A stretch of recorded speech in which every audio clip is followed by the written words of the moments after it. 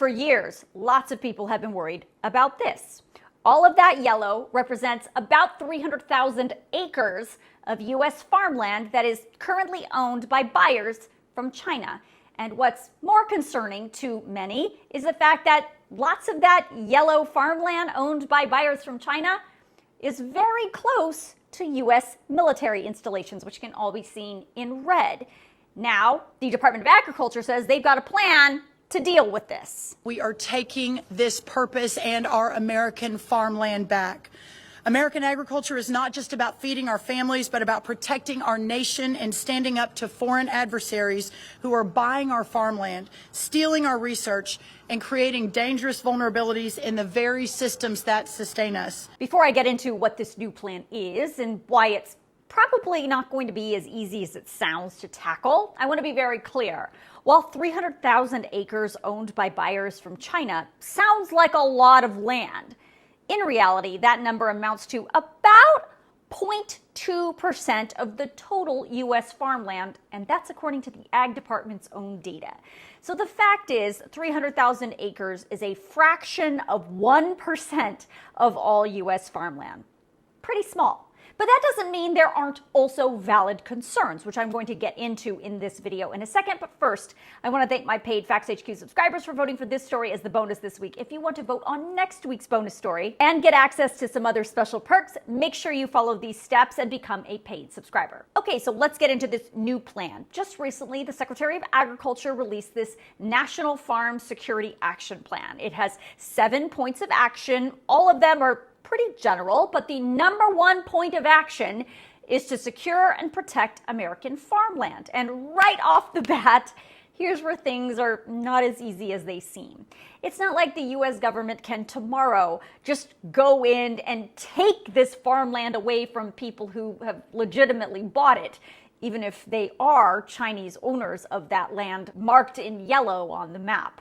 But what the plan suggests the government can do is work with lawmakers in the individual states so those states can start to come up with new laws that prevent people from countries of concern, like China, from being able to purchase U.S. farmland in the future. But that's, of course, going to take a while. And on the federal side, the plan is to use existing law to increase civil penalties for people trying to buy U.S. farmland who submit late or knowingly false information in order to make that purchase. And the plan suggests they want to work closer with the Committee on Foreign Investment in the United States, or CFIUS, which oversees all foreign business being done in the United States, to make sure that any future foreign transaction involving U.S. farmland is carefully scrutinized.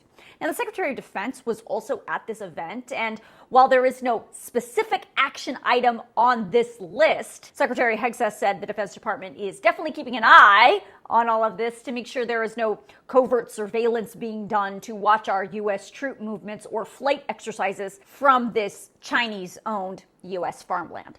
Lastly, on the federal level, the plan offers one action item that you can get involved in.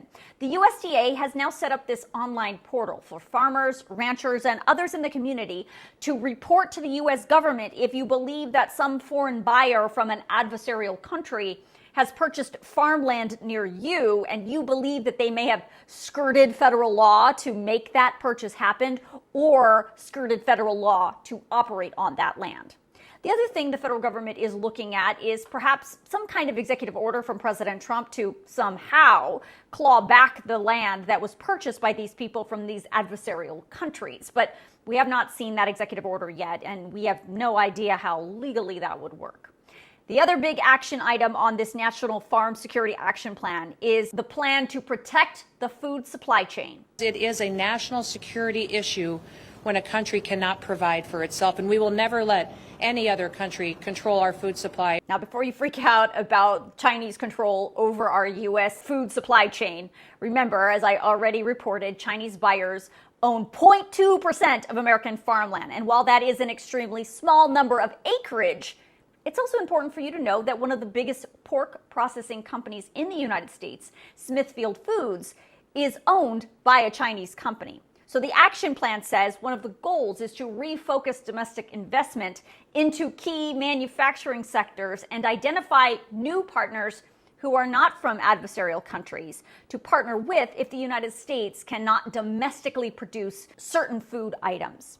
But you can't talk about the protection of our food supply without talking about the people who actually work on that American-owned farmland. With President Trump's immigration crackdown happening nationwide, lots of American farmers have been sounding the alarm that their labor force is either being deported or too scared to come to work, leaving our food supply in jeopardy. Now, while that is not addressed at all in any of the 7 action items on the National Farm Security Action Plan, the Secretary of Agriculture did address a question about it from the media. She was asked how President Trump's immigration policy fits into all of this. He has always been of the mindset that at the end of the day, the promise to America to ensure that we have a 100% American workforce stands, but we must be strategic in how we are implementing the mass deportation so as not to compromise our food supply. Ultimately, the answer on this is automation, also some reform within the current governing structure. And then also when you think about there are 34 million able-bodied adults in our Medicaid program. There are plenty of workers in America. There is no timeline given or measurement of success yet outlined for this National Farm Security Action Plan, but if you want to read it for yourself and take a look at that interactive map of all of the farmland in the United States and who owns it, I'm going to email it all out to you in my next Facts HQ email, so make sure you sign yourself up.